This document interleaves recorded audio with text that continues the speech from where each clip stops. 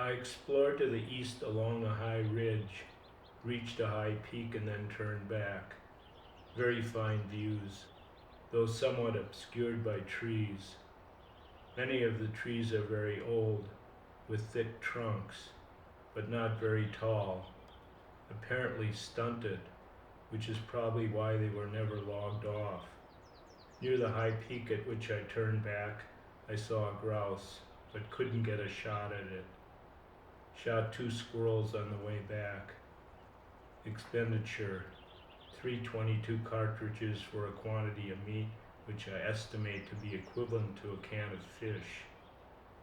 When almost back to the cabin, I wasted 1 cartridge trying to shoot a rabbit, which I missed.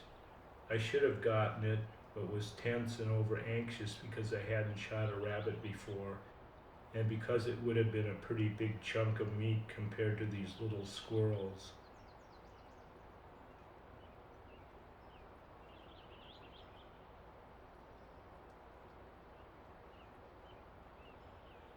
Went up on the ridge to work on a lean-to for a camp, which I hope to use as a base for further exploration. Saw no game, probably because it was windy and snowing heavily, and squirrels don't seem to like bad weather.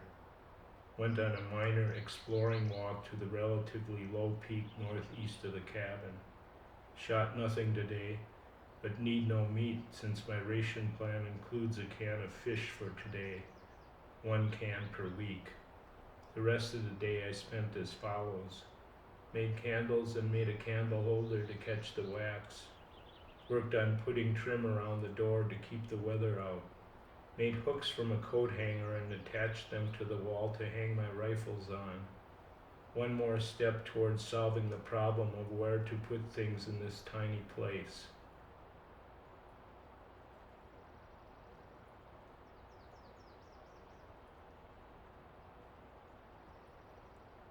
Relatively warm again today.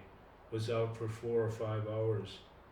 Just above the springs, which are the source of the stream which runs by the cabin, there's a beautiful ravine closed in by tall trees.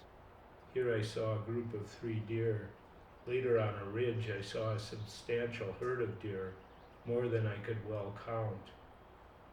The wind on the high ridge was very fierce. On the way back I had the misfortune to meet the jagoff who has been staying in the cabin which I passed on the way up here, just after turning off the gravel road. The cocksucker said he is going to be up here all the time now, because he is laid off for the winter. It seems like there is no place in the world where one can be alone. It wouldn't be so bad if I found the fellow's personality congenial, but in fact I disliked the jerk.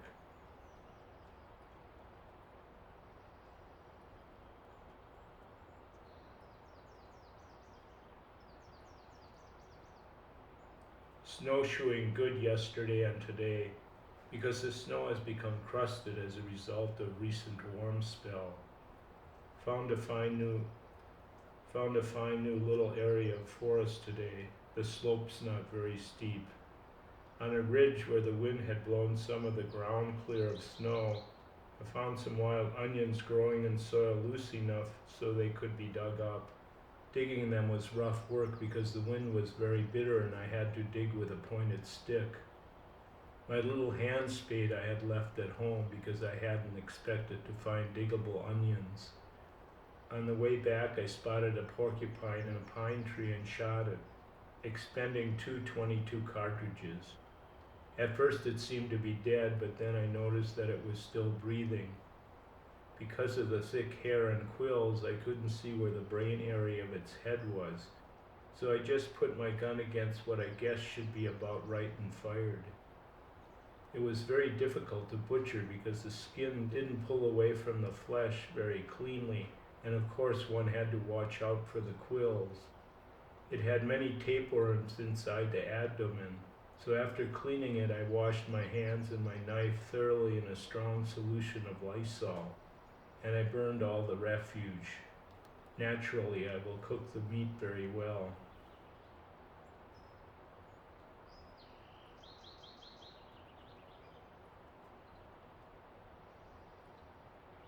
The This morning went wading through the snow for a couple of hours. When I got back, I boiled for 30 minutes the rest of the porcupine. Heart, liver, kidneys, a few lumps of fat, and a large clot of blood taken from the chest. Directly after boiling, I ate the kidneys and part of the liver, which were rich and delicious. I also ate part of the blood clot, which tasted good enough but had a dry texture, which I didn't care for. I then sliced up the heart and the rest of the liver and put them into the frying pan with lumps of fat to fry. They tasted very good this way too, but not any better than they had tasted just boiled. The pot in which I had boiled the stuff contained a dark, rich broth. I crumbled the clot of blood into small pieces and put it into the broth with a handful of noodles and boiled it some more. The result was a very tasty soup.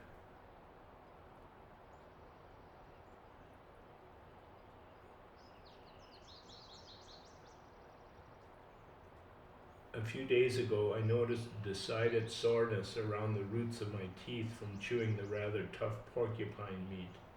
Most of my food here has been soft, and I suppose I'm out of shape for chewing tough things. On the left side, the soreness soon subsided, but on the upper right, it persisted and even worsened. Today I've found I have an infection in the gum. I suspect that this may have resulted from fragments of meat having been jammed in between the gum and the teeth during the process of chewing. I ran a piece of thread between the gum and teeth to remove any bits of meat that might still be there, and the thread came out with a little pus on it, so the thing is draining and perhaps will begin to subside.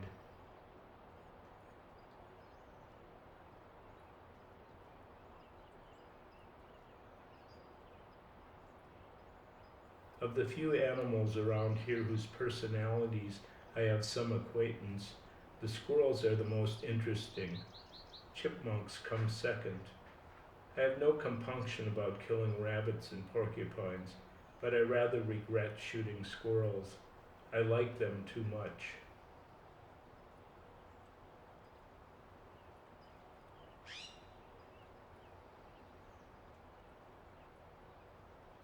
"17 degrees below zero this morning. Looks like we are in for a cold spell. Clear sky. The first thing I did this morning after building a fire was to make a pot of cocoa. The only reason I mention such a trivial item is that under the circumstances it tasted most extraordinary. Had a fairly lazy day today. Forgot to mention, the soreness in my gum has finally disappeared.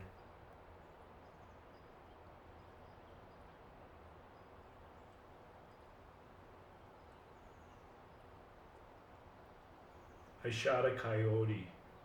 I wish I could say there was some skill involved, but it was all luck. There was a light layer of fresh snow. Just as I was coming to the crest of a little ridge, the coyote came over from the other side. We stopped and stared at each other for a few seconds. Then I aimed and fired. I was a little afraid that the bullet would not be enough to immediately disable him, since it was only a .22 and a standard velocity cartridge yet. But he went right down. However, when I approached, he heaved himself up on his front legs and dragged himself down the hill with his hind legs trailing behind, apparently paralyzed. Probably the bullet hit his spine. I now load it with a high-speed, hollow-point long rifle cartridge and found him lying by the creek. As he showed some disposition to get up on his front legs again, I shot him in the back, the bullet passing out through his chest and making a pretty good hole. Actually, I almost regret shooting him because he was such a beautiful, alert animal, and he was the first coyote I'd ever seen, except from a moving car, which doesn't count. It was quite a job carrying him back to the cabin. He must have weighed 30 pounds or more. I have all the meat stashed away. Some just hung in the cool attic, some packed in snow, and some hung up behind the stove to make jerky. I put the hide on a stretcher made of spruce poles. but I still have to clean off the fat bits of meat which still cling to it.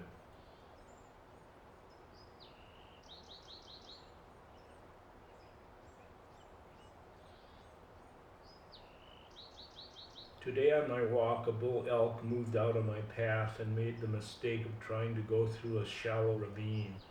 Noticing that the elk was having great difficulty with the deep snow in the ravine, I thought I would pursue him and see how close I could get. The elk floundered so badly that his progress was extremely slow, and his difficulties were compounded by the fact that in the neighborhood of the ravine were many small trees which grew too close together for him to get his antlers through. As a matter of fact, I was able to snowshoe right up to him. By the time I reached him, he was so exhausted that he just laid panting in the snow. I approached him from the side, put out my hand, and stroked his ribs for several minutes.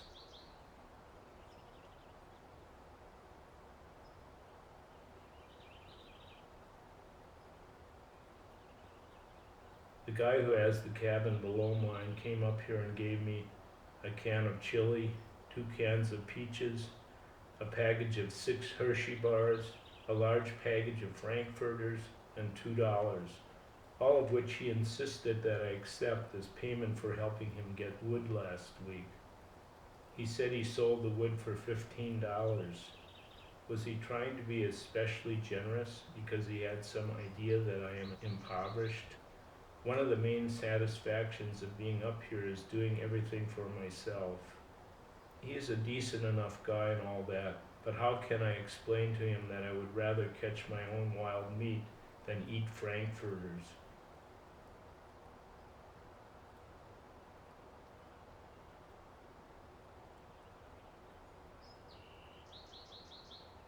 Today I finished my squirrel trap. It seems to work pretty well. It is powered by 12 fat rubber bands and snaps shut very strongly. If I can find the right bait to attract squirrels, I should be okay with it. Since it was made mostly from scraps, it only costs, say, 35 cents to make it, a package of rubber bands and a few nails and screws.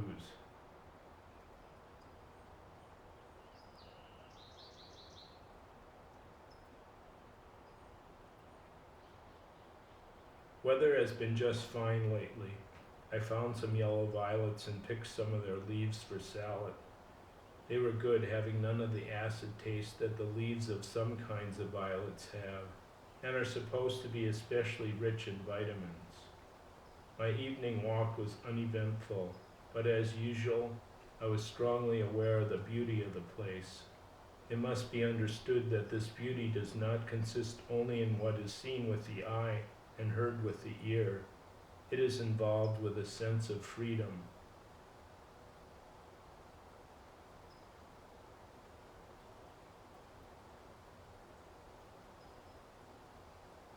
The last 2 days or so had beautiful summery weather. Took a long ramble up the ridges, saw many blue grouse and shot 2 males. While the weather was bad, the grouse didn't seem to be conducting their mating rituals. But in today's fine weather, the males were strutting around again and calling. They seem to have a variety of signals. There is a monotonous note that sounds like the noise made blowing across the top of a bottle. Then there is a kind of deep guttural note that the males make when they puff up their necks. And there is a variety of clucking sounds.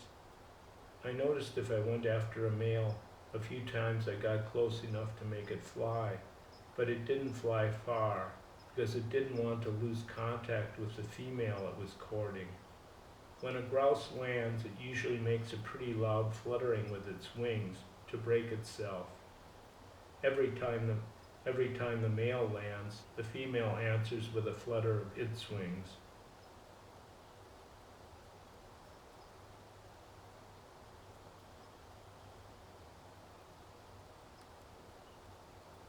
A fine warm day, was out 7 hours.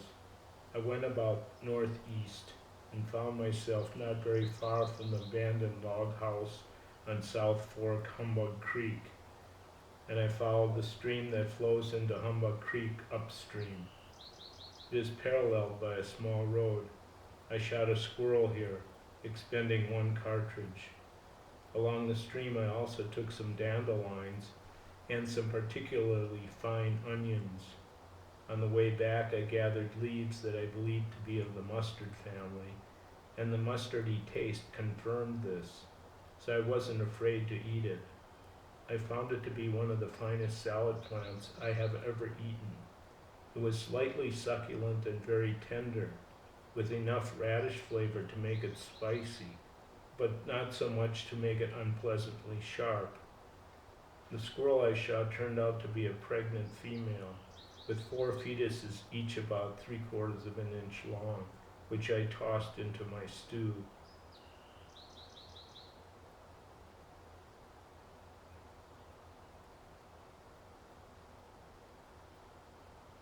This morning I returned from a 16-day hike. After I got home, I took a much-needed bath down by the stream. Later I watered my garden, thinned it, and pulled some weeds. In the evening I took a little stroll.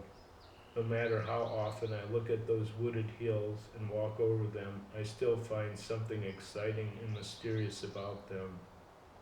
A little after dark, I happened to roll out of my blanket to readjust my clothing, and I saw a most spectacular meteor. Unless it was an artificial satellite or something like that re-entering the atmosphere. It was a large fireball that left a long and brilliant trail and threw out sparks at times. It streaked across the sky from north to south.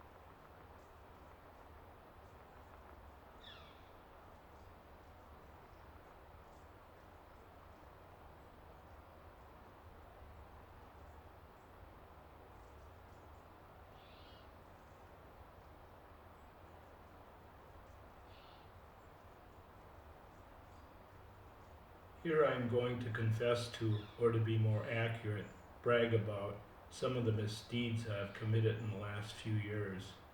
There is a small functioning mine, I'll call it Mine X for future reference, a few miles from my cabin on the south side of the ridge that runs east from here. They had a large diesel engine mounted on the back of an old truck, apparently for running a large drill for boring holes in rock. I put a small quantity of sugar in the fuel tank of the diesel engine and also in the gas tank of the truck. Sugar in the gas is supposed to severely damage the cylinders and act as an abrasive.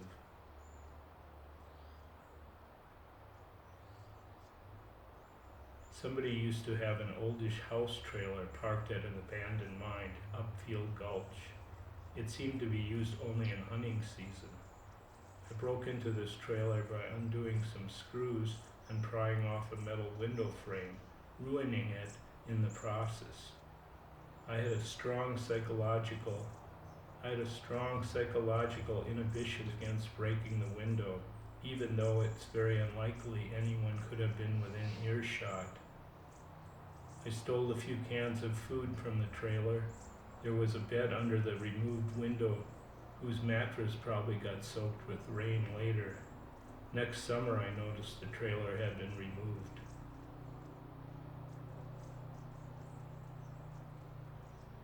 I went to the camp. Apparently it's an outfitter's camp along the Divide Trail east of the Trout Creek drainage. They had a corral there and a little way back in the woods a kind of lean-to with equipment stored in it. I stole an axe. This is the axe I still use. Poked holes in several 5-gallon plastic water containers, took the stovepipe and hid it off in the woods, smashed 2 thermometers, and scattered most of the other stuff around.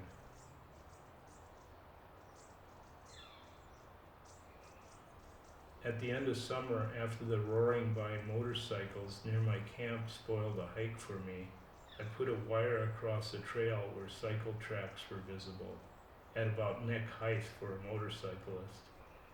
Next summer, I found someone had wrapped the wire safely around a tree. Unfortunately, I doubt anyone was hurt by it.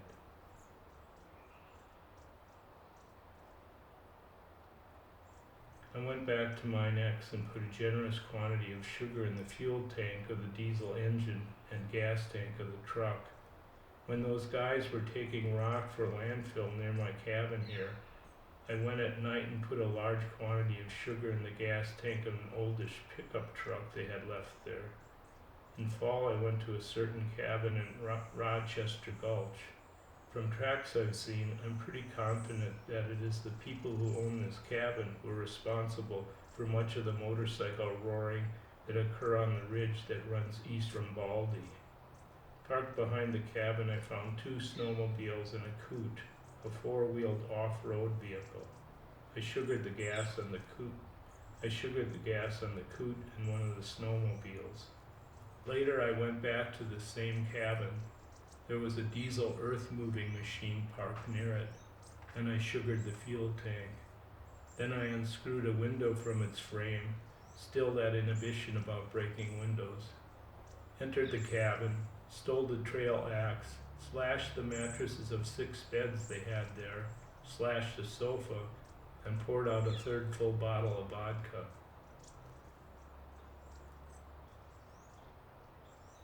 The next summer I set a booby trap intended to kill someone, but I won't say what kind or where, because if this page is ever found, the trap might be harmlessly removed. But it probably doesn't have more than maybe a 1 in 5 chance of killing or seriously injuring someone. I also strung a neck wire for motorcyclists along the Divide Trail above Brewsterville Creek. Later I found the wire was gone. Whether it hurt anyone, I don't know.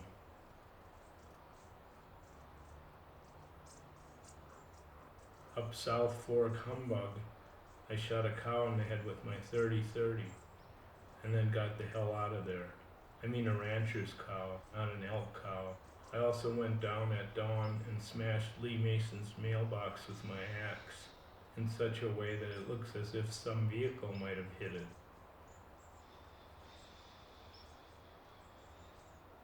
In fall, I went to some cabins along Dalton Mountain Road.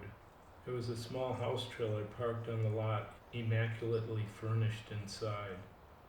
I stole the rusty animal trap I found outside the cabin.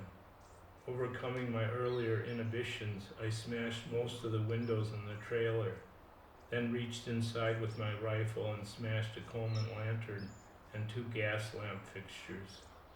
I smashed 6 panes on the cabin. At the cabin next door, I shot a hole in a new tire on a trailer.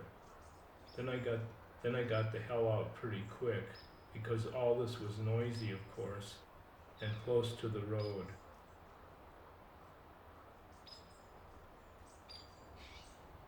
As a result of indoctrination since childhood, I had strong inhibitions against doing these things, and it was only at the cost of great effort that I overcame the inhibitions. I think that perhaps I could now kill someone under circumstances where there was very little chance of getting caught, but I'm not sure I could, because often one's brainwashing turns out to be stronger than one thought.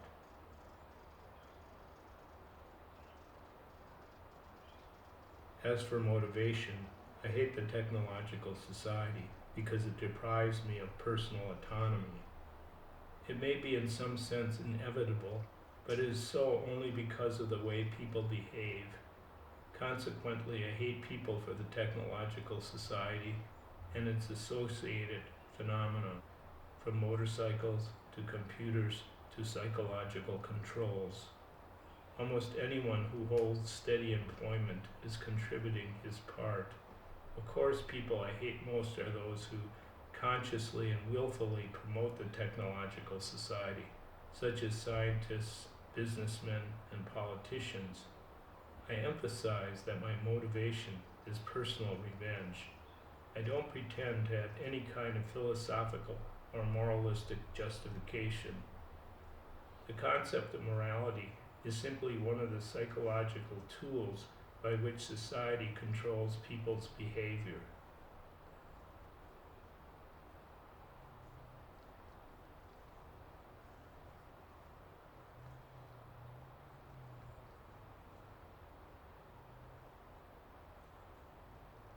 In May 1978, I came back to the Chicago area mainly for one reason, so that I could more safely attempt to murder a scientist, businessman, or the like.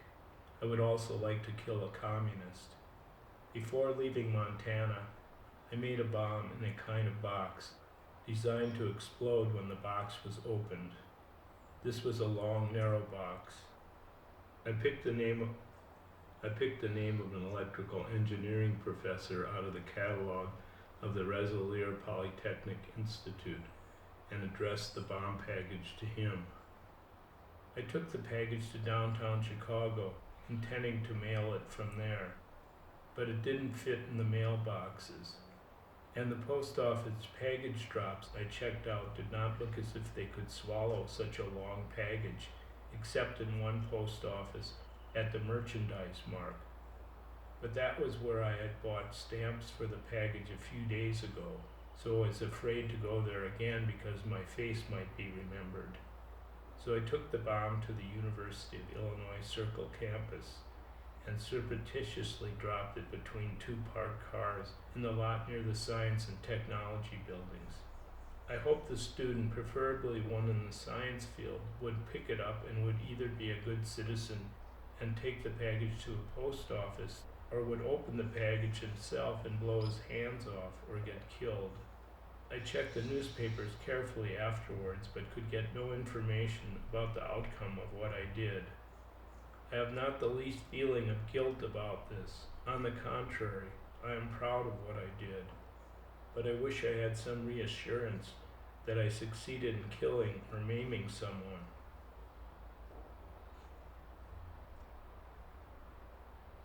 Earlier this month, I left the second bomb in a room marked Graduate Student Research at the Technological Institute at Northwestern University.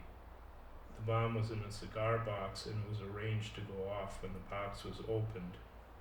I did it this way instead of mailing the bomb to someone, because an unexpected package in the mail might arouse suspicion. According to the Tribune, May 9th, a graduate student was hospitalized with cuts and burns as a result of my bomb. Unfortunately, I didn't notice anything in the article indicating he would suffer any permanent disability. I figure the bomb was probably not powerful enough to kill, unless one of the lead pellets I put in it happened to penetrate a vital organ. But I had hoped that the victim would be blinded or have his hand blown off or be otherwise maimed. Well, at least I put him in the hospital, which is better than nothing, but nothing to satisfy me. I wish I knew how to get some dynamite.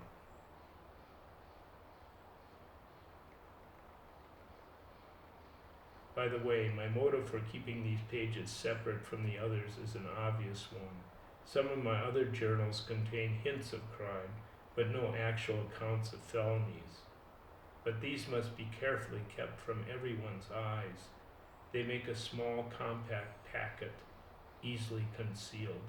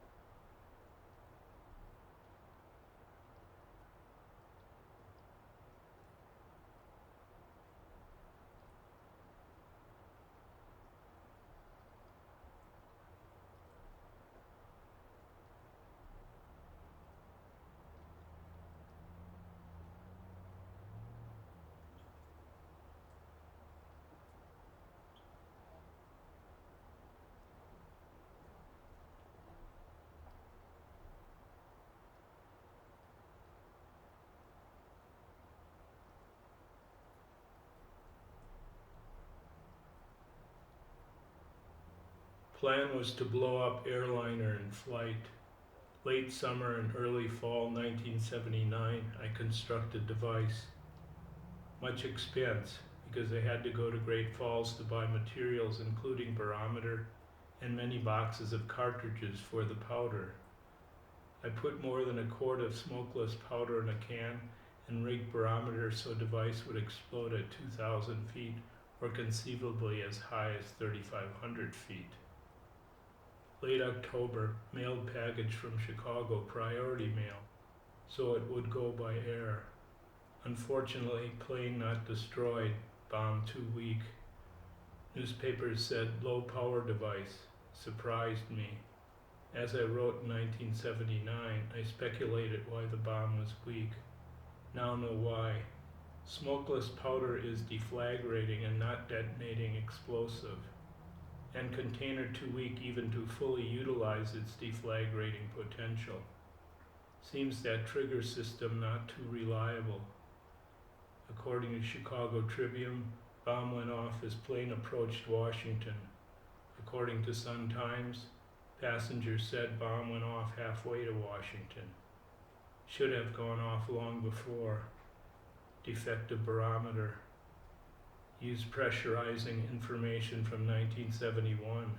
Conceivably, they now pressurize at lower altitude. Suspected light touch of barometer needle on contact not absolutely reliable in transmitting current. Bomb did not accomplish much. Probably destroyed some mail. No damage to plane. At least it gave them a good scare. Much thick smoke came into passenger space. Plane landed at airport other than its destination because of this. Tribune said no panic, but Sun Times said some were jumping up and down, screaming for the poor stewardess. FBI investigating incident. FBI suck my cock.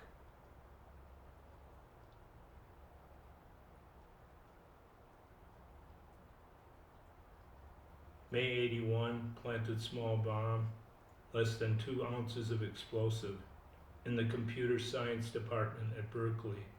This is apparato number 2, experiment 83 in my notebooks.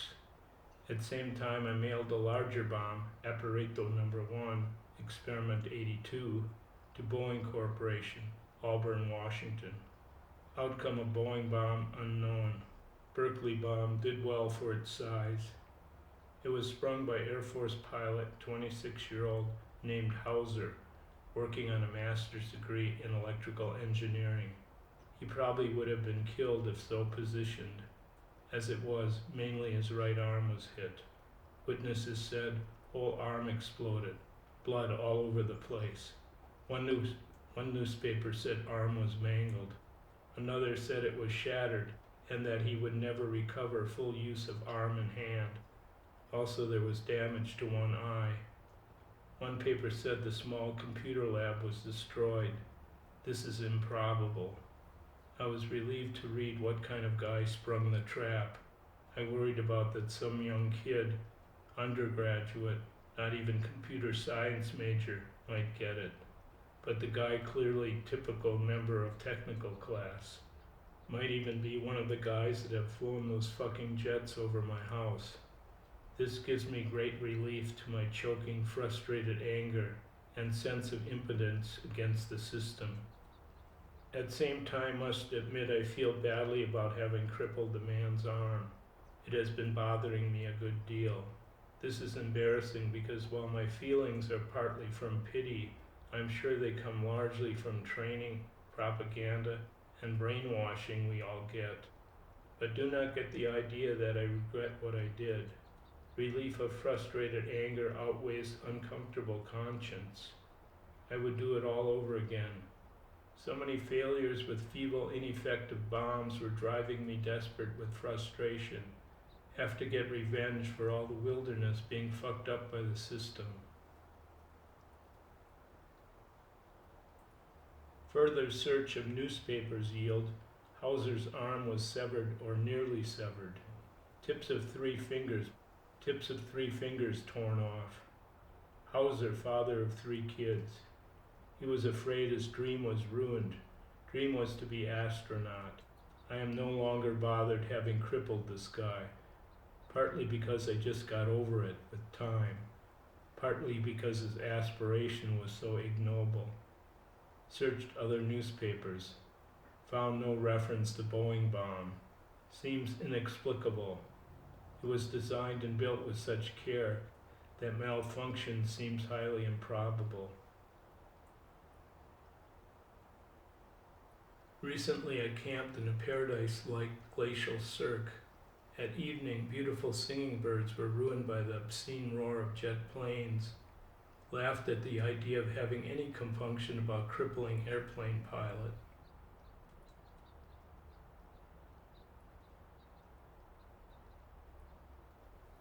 Summer of 1981, I began hearing disagreeable noises of machinery, sometimes surprisingly loud depending on meteorological conditions. Following winter, many otherwise pleasant excursions were ruined for me by the moaning and howling of these iron monsters, audible for miles over the hills. Made up my mind to get revenge, but it was difficult to determine just where noise was coming from. Had to wait for summer anyway, since my tracks could easily be followed in snow. But noise seemed to stop in spring. Then I began hearing it again in late summer, 1982. I followed the noise to find it came from a logging operation in Willow Creek drainage, logging off one of my favorite wild spots, pushing trees over with bulldozers instead of cutting with saws. When they left for the day, I went in and found the whole surface of the ground stripped right off. They left a 5-gallon can of oil sitting on their machine that they used to pick up logs and load them on truck. I poured oil over the machine's engine and set fire to it. Spent pleasant nights sleeping out on top of the mountain and came home leisurely in the morning. I felt so good after having done this, though I might uneasy over the risk of being suspected.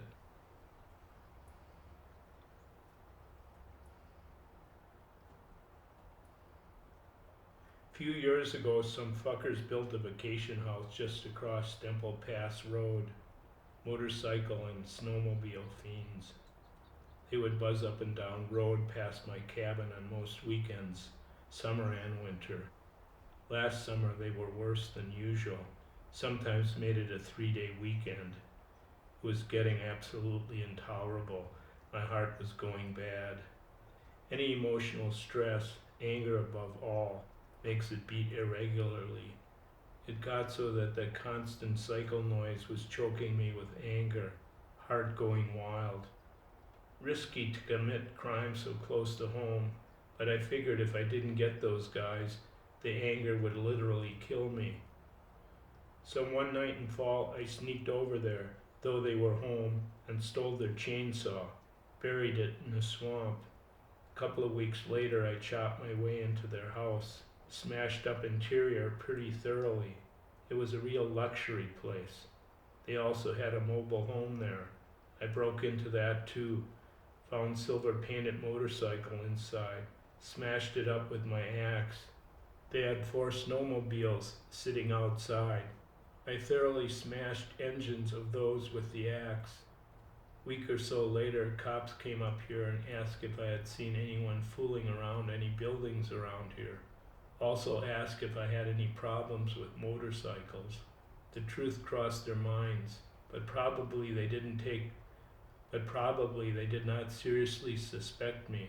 Otherwise their questioning would not have been so perfunctory. I am pleased I was so collected in answering cops' questions.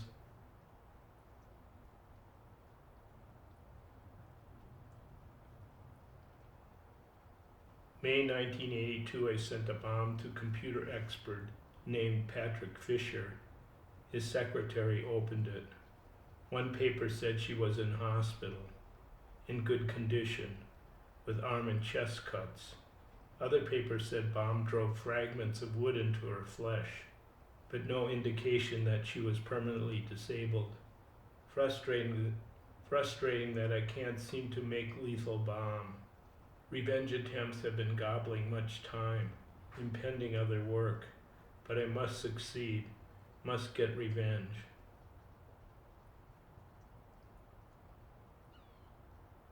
Not long after foregoing, I think June or July, I went to University of California, Berkeley, placed in computer science building a bomb consisting of a pipe bomb and gallon can of gasoline. According to paper, vice chairman of computer science department picked it up. He was considered to be out of danger of losing any fingers, but would need further surgery for bone and tendon damage in hand. Apparently pipe bomb went off but did not ignite gasoline. I don't understand it. Frustrated. Traveling expenses for such raids are very hard on my slender financial resources.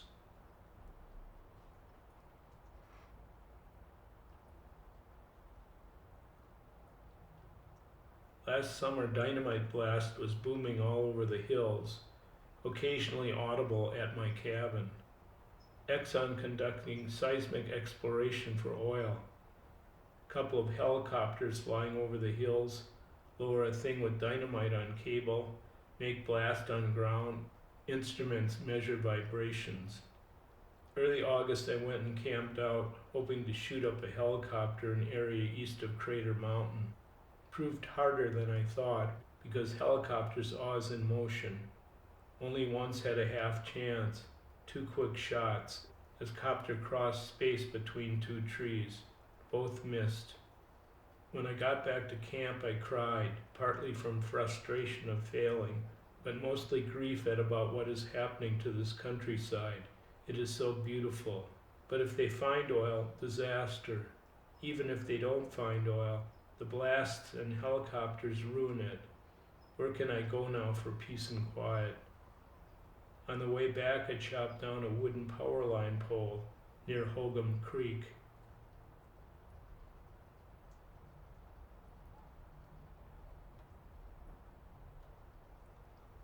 Beginning of June 1985. Success at last after many failures reported in these notes. Took me a year and a half of intensive effort to develop effective type bomb. 4 1/2 parts of ammonium nitrate from fertilizer to 1 part extremely fine powdered aluminum from aluminum paint. Ignite it in ordinary iron water pipe with metal plugs of equal strength. Simple enough, but I followed some false leads before trying this one. Note difficulties I faced. For obvious reasons, can't order chemicals from supply house. Must make them or extract them from readily available materials. No vehicle to transport stuff. Difficult access to library. Very limited equipment. Had to build own balance. Little money.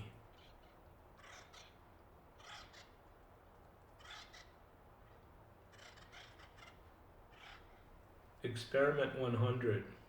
In mid-November, I sent a bomb in the mail to James V. McConnell, behavioral modification researcher at University of Michigan.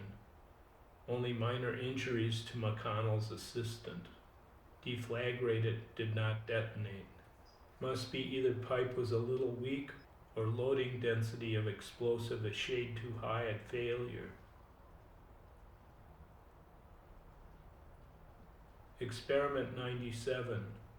On December 11, 1985, I planned a bomb disguised to look like scrap of lumber behind Rentec computer store in Sacramento.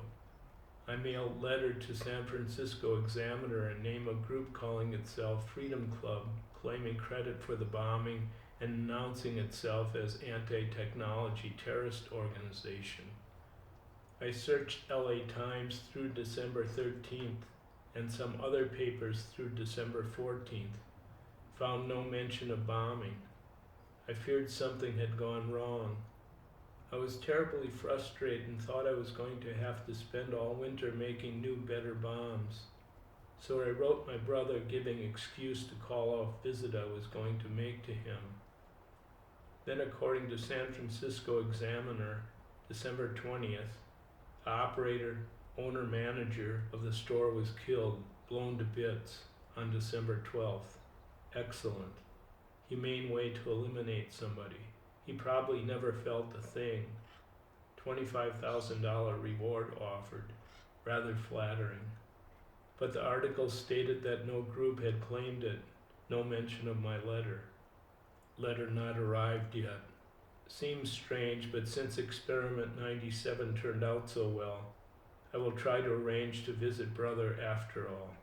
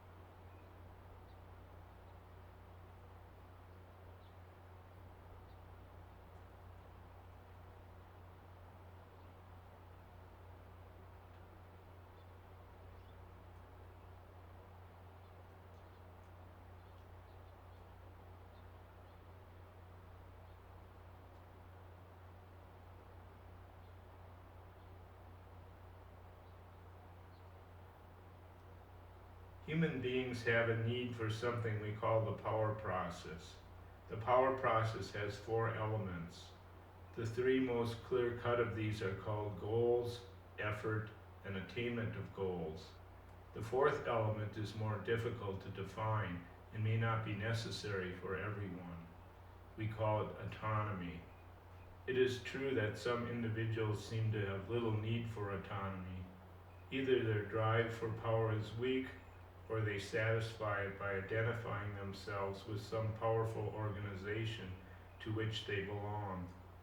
And then they are unthinking animal types who seem to be satisfied with a purely physical sense of power.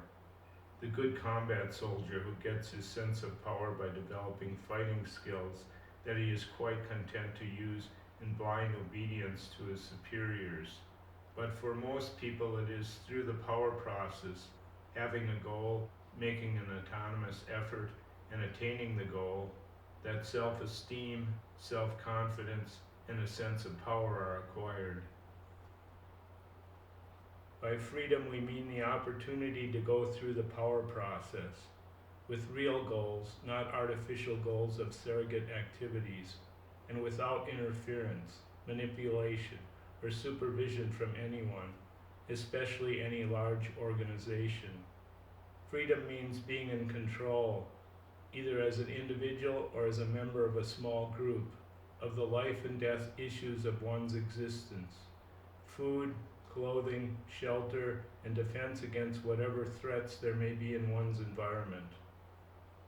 Freedom means having power, not the power to control other people, but the power to control the circumstances of one's own life. One does not have freedom if anyone else, especially a large organization, has power over one, no matter how benevolently, tolerantly, and permissively that power may be exercised. It is important not to confuse freedom with mere permissiveness. It is said that we live in a free society because we have a certain number of constitutionally guaranteed rights, but those are not as important as they may seem. The degree of personal freedom that exists in a society is determined more by the economic and technological structure of the society than by its laws or its form of government. Most of the Indian nations of New England were monarchies, and many of the cities of the Italian Renaissance were controlled by dictators. But they were allowed far more personal freedom than our society does. In part, this was because they lacked efficient mechanisms for enforcing the ruler's will. There were no modern, well-organized police forces, no rapid long-distance communications, no surveillance cameras, no dossiers of information about the lives of average citizens. Hence, it was relatively easy to evade control. As for our constitutional rights, consider, for example, that of freedom of the press. We certainly don't mean to knock that right. It is a very important tool for limiting concentration of political power and for keeping those that do have political power in line by publicly exposing any misbehavior on their part. But freedom of the press is of very little use to the average citizen as an individual. The mass media are mostly under the control of large organizations that are integrated into the system. Anyone who has a little money can have something printed or can distribute it on the internet or in some such way. But what he has to say will be swamped by the vast volume of material put out by the media. Hence, it will have no practical effect. To make an impression on society with words is therefore almost impossible for most individuals and small groups. Take us, FC, for example. If we had never done anything violent and submitted the present writings to a publisher, they probably would not have been accepted. If they had been accepted and published, they probably would not have attracted many readers, because it is more fun to watch the entertainment put out by the media than to read a sober essay. Even if these writings had many readers, most of the readers would soon have forgotten what they had read, as their minds were flooded by the mass of material to which the media exposed them. In order to get our message before the public with some chance of making a lasting impression, We had to kill people. In the past, human nature put certain limits on the development of societies. People could be pushed only so far and no further. But today this may be changing, because modern technology is developing ways of modifying human beings with the use of antidepressant drugs, techniques of surveillance, physical coercion, methods of propaganda, psychological techniques, along with biological and neurological methods and genetic engineering. Our society tends to regard as a sickness any mode of thought or behavior that is inconvenient for the system. And this is plausible because when an individual doesn't fit into the system, it causes pain to the individual as well as problems for the system. Thus, the manipulation of an individual to adjust him is seen as a cure for a sickness and therefore as good. Assuming that the industrial society survives, it is likely that technology will eventually acquire something approaching complete control over human behavior.